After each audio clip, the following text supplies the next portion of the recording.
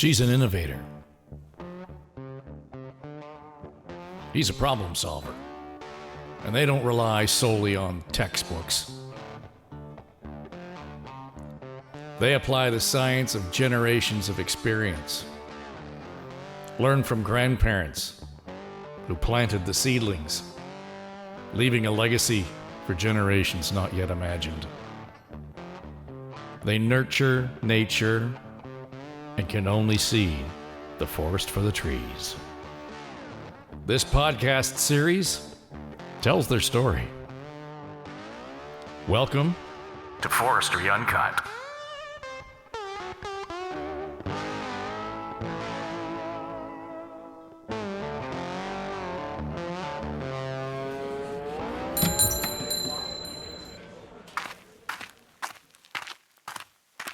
So here's what I learned after my 2-coffee meeting with Stephen Moore. He's the executive director of Forest Nova Scotia, you'll recall. The forestry sector, the forestry industry, has a perception problem. On the one hand, he will tell you that most of us are firmly on Team Forest. We consider our forests to be an important natural asset. But here is the conundrum. Those same Team Forest cheerleaders think preserving the forest is the best way to protect the forest. Cutting trees is bad. You know, they can probably recite the Lorax from memory. Grow a forest! Grow a forest. Protect it from axes that hack. Protect it from axes that hack. The irony is that dog-eared copy of the Dr. Seuss storybook sits on a wooden bookshelf in their kid's bedroom. You wouldn't have that book or that shelf if someone hadn't gone into the forest and cut a tree.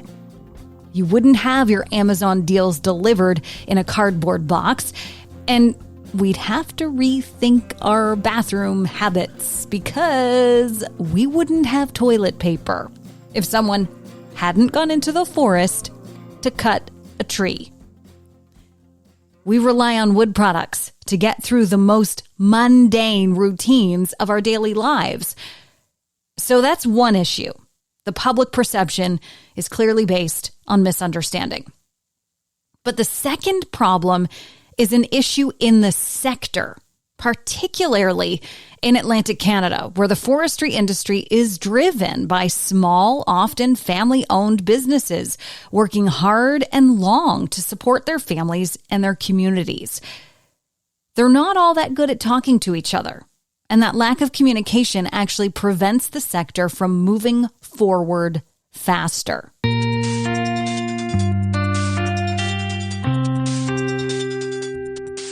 So I did some digging to see if we could find a model that works. And I've learned that foresters in Finland might have the answer. They pursue partnerships within the industry at each level of forestry, from the woodlot owners to the research and the education arms to the sawmills and pulp and paper. They share information and, in some cases, even the revenue. And it dawns on me. Are we not collaborating like that here in Canada? Doesn't that seem like an obvious efficiency? There we go. Episode 2. I solved it. Move over, Mensa. Erin Trafford's here. The solution is to just collaborate. Can it be that simple? I put the question to Stephen. I think there is a desire to work together, but the challenge with working together is eventually everybody has to give up a little something, and that is always where the rubber meets the road. Okay, so it's more complicated than simply sharing ideas and resources. There has been so much change and so much uncertainty and so many challenges in forestry, whether it's the closure of Northern, all the challenges in Liverpool before that, the closure of some mills, the uncertainty around being able to sell low grade or waste wood. Someone asked me, why is that such a big deal? I said, do you think a farmer would be profitable if he could only sell the chicken breast? Like, he needs to sell the legs. He needs to sell the thighs. He needs to be able to sell for broth. Like, you need to be able to sell all of the parts. Stephen says the pressures of the changing business environment and the uncertainty in the market make things all the more complicated for forestry business owners in Atlantic Canada. People are very worried to the point if you've made an investment, if you've got a woodlot, if you've gone through times where you're struggling, you are focused on feeding your family and taking care of your business. And I can't blame a single person in the world for doing that. I'm never going to do that. It wouldn't be fair. Everybody on this call would do everything they could to feed their family if they absolutely had to. That's just reality. But the challenge we get into is that makes it harder for everybody to get along. Okay, so if I'm understanding this correctly, let me just reframe this for us here. There's problem number one. We love our cardboard boxes and our toilet paper, because chances are none of us gets through a day without them. But we revile the idea of cutting down purposely and responsibly planted and harvested trees to make those things. Problem number two, the sector is reliant on a lot of small owners, solo and family businesses, many of whom are focused on their primary challenges of providing for their families and their livelihoods. So that effectively means they aren't super invested in collaborating as a whole to help the entire sector grow and succeed. Because compromise is complicated at small scale. As a point of interest, Nova Scotia has the highest percentage of private woodlot owners in the country. They make up the vast majority of harvested wood, and New Brunswick is not far behind on that ratio. So I took this question to two forestry folks. Julia MacMillan. I'm heading for 40 years in the forest sector, 1986 Forest Ranger School graduate. Currently working with my husband and I in a small harvesting contractor here in Tatamagouche. And I work for other harvesting contractors with their safety, bookkeeping, and really now mentoring. We have a fifth generation family home that's been restored, and it's been here since 1876. And we're the fifth family owners to manage it. So there's 1,500 acres of woodland here. Some of it goes back 5 generations. Some of it we've acquired, and it's FSC certified to the highest standard in forestry. And we love it and are very passionate about the forest land. And Mark Symes. I'm a founding partner of a company called Simplicity Designs. And so we help organizations improve, innovate, and grow. Lucky enough to have been under the hood of hundreds of organizations over the last 11 years. And many of them in the forest industry, from large license holders to sub-licensees to working with wood co-ops, federations of woodlot owners. I myself, I'm a forester. I graduated from UNB 16 years ago, and worked both in Canada and the US in operational forestry. Got the luxury to study sustainable forestry internationally.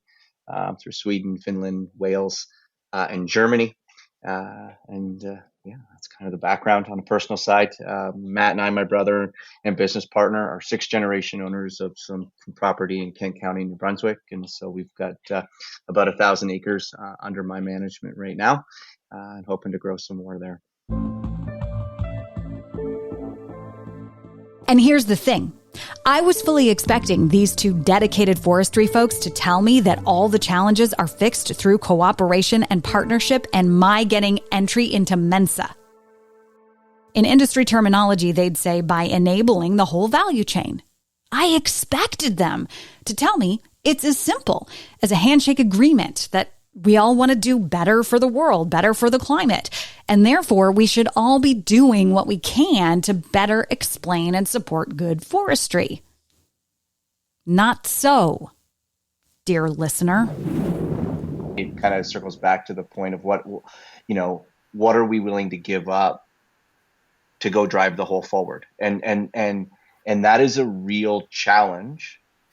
And it's a real challenge for the industry, certainly in Atlantic Canada and certainly in Nova Scotia, where access to the primary resource is so driven by so many parts. I mean, and that really creates a challenge. And a question just quickly that I would have, and Julie or Stephen, you would know this better than I would, but what percentage of your woodlot owners in Nova Scotia today comprise those that have a primary income that comes from their woodlot, not a secondary or tertiary, but a primary income, that are dependent on an annual or every couple year significant influx of revenue coming into themselves from cutting or operating on the forest? I'd take a step. I'd say in rural areas over the age of 65 for those landowners, it's very high. So, for instance, they would cut a couple loads of firewood. They might take out a load of logs. They would patch their roof. They would fix their wood stove. The people we work for here in this 1 hour radius of Tidewater are 65 years and older and heavily subsidize their pension with their woodlot money. So we're not in this case. Yeah. And so those examples we're talking about, if firewood or things like that, we're not talking in the tens and $50,000. No. We're talking $500 or so. Talking 10,000, maybe even 20. Yeah. These are low income people. They live a frugal life too, so they're not looking to take $50,000 out either. But they've noticed. And so these landowners, it was interesting because when the pulp mill was going through its crisis, they really weren't engaged with losing the mill. And then all of a sudden Fiona happened and we needed to clean their woodlots. And then we sat down with them and said, here's what we can do or we can't do. And they said, really? I didn't realize that mill had that impact on my woodlot. So until landowners needed that, they didn't engage with it and understand. And Mark, these are woodland owners that should have known. And so until you need something, sometimes we don't value it. And it was a real wake up call for them. And I think you're seeing them become more engaged. They're worried about the wildfires now. And I think you're going to see an uprising of private landowners here start getting louder, which will be a good thing, and become engaged because they didn't realize the mess they were in when all that happened. Well, and the only reason I'm asking some of those questions is it's very difficult to navigate through the complexity of the ownership model for woodlots when I don't have to cut it this year. And I don't have to cut it, and I'm hopeful. And I remember the 1980s when I got X amount, and it's not a primary driver, so I can choose to delay. And there's a number of factors here that I think make operating in Atlantic Canada and making access to that resource a win-win for everyone, and the consistency that producers, harvesting contractors, the consistency and access all the way through to whomever's doing a value-added product, coming out of a mill. I think that's one of our challenges, and that we need change, but not me kind of mantra. That's a little bit where you see my head nodding a lot as I'm listening to Stephen talk about, and that's what's going to create some challenges with partnership as we cross that hurdle. But how do we find benefits, and how do we connect a short, medium, and long-term return for individuals? And Julia, you brought up another really important point, which is the actual age of our woodlot owners in Atlantic Canada, and I'll say Nova Scotia. Certainly, we're primarily talking about Nova Scotia, but it'd be no different here in New Brunswick, right? Which and when I have that 65 or 70-year-old individual doesn't have the technical acumen to go seek out the information, is looking at long-term horizons, maybe different than someone who's 40. All of those, that demographic challenge that we face also heavily influences how we navigate through partnerships, how people understand what's going on. When I used to work in the woods with my grandfather, his access to understanding was an annual meeting of a wood co-op. And no matter what they said, he's like, oh yeah, that's got to be true. And then him and I would sit down and have a conversation. And he's won Woodlot of the Year awards in New Brunswick and all those types of things. But him and I would sit down and start to break this information down. And well, here's what we're learning, and here's what we see, and this is why we need to replant, and this is what it looks like. And he had no idea. He didn't know the value of planting things. He didn't look at 50, 100 years. I've got a partner or an uncle now that's 70, and he's thinking about how do I cut because I might not get the money in 10 years now. 20 years ago, it was a very different conversation. So the demographic issue that we face also has a significant impact. And how do we go partner with individuals? How do we maximize the return for the individual? Sometimes on an individual basis, that becomes difficult because what are we willing to give up? So those are kind of, Erin, a couple of those points that I'm thinking about when I'm listening to Stephen talk, and it makes all the sense in the world to me, some of the challenges. Just on a positive note, encouraging young people and coming into the forest sector, the Trade Advisory Committee here in Nova Scotia, and it's done this in New Brunswick, the New Brunswick folks, with the Apprenticeship Board, are designating forest equipment operators as skilled trades. Yep. And so our hope is, and I was on that committee and happy to be on it, is that when your kids are in high school now, they're going to see a forestry job in the woods as a skilled trade. So parents might say, wow, that's actually a good choice now as a career option than before when, you couldn't do anything else, go to the woods. So having that as a skilled trade, we believe will bring younger people in, have the respect that this sector deserves, and not a fallback redneck, position. So that's really encouraging. The equipment ecological funding that Nova Scotia government's announced to get into gear that will have a lighter footprint, less fuel consumption is a positive sign. I think woodlot owners are more engaged today after Fiona and the wildfires. Both bad things that happened, but they're paying attention. And if we could get, like Mark said, a succession planning for the next generation. So I'm most concerned about that we keep these woodlands as woodlands and we have stewards of the forest for the next 3 or 4 generations ahead. You certainly have, Julie, I love that. You certainly have a moment in time right now. It's kind of never waste a good crisis. And you've had kind of a year or 2 or 3 years of it when it comes to closure of the mill. Then you have all the wildfires, you've got floods, we've got everything that's happening. And Nova Scotia is kind of primed for let's not waste this crisis to not make a step change in how we collaborate and work together. We were heroes for a change. Without markets, but. What are we willing to give up? Collaboration requiring compromise. The human condition getting in the way of the collective good. Put bluntly, here's what I've learned.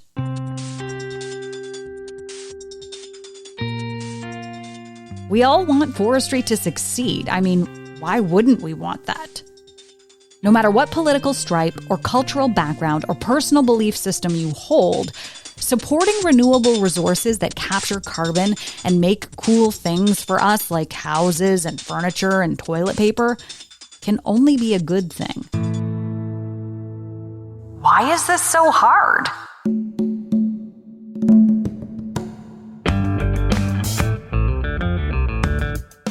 Because we also want to personally succeed. It's the tragedy of the commons at every level. And what about forestry being full of heroes without markets? This seems absurd. If I create a wood-based product, why can't I sell it? Is there no one to buy these things? And if that's the absolute truth, who on earth would choose to go into forestry as a career? Forestry Uncut is a podcast series produced by Story Studio Network for Forest Nova Scotia, the largest, fastest-growing forestry organization in the province. Leave us a comment and a rating on the show, and be sure to share it with your network. You can follow Forest Nova Scotia on Facebook, Instagram, X, and LinkedIn. For more information about the work we do or becoming a member, visit our website at forestns.ca. Forestry Uncut is hosted and written by Erin Trafford. Our senior producer is Becky Coles. Jen Hudson is our field producer. Our editor and executive producer is Dave Trafford. I'm Mike Trutler.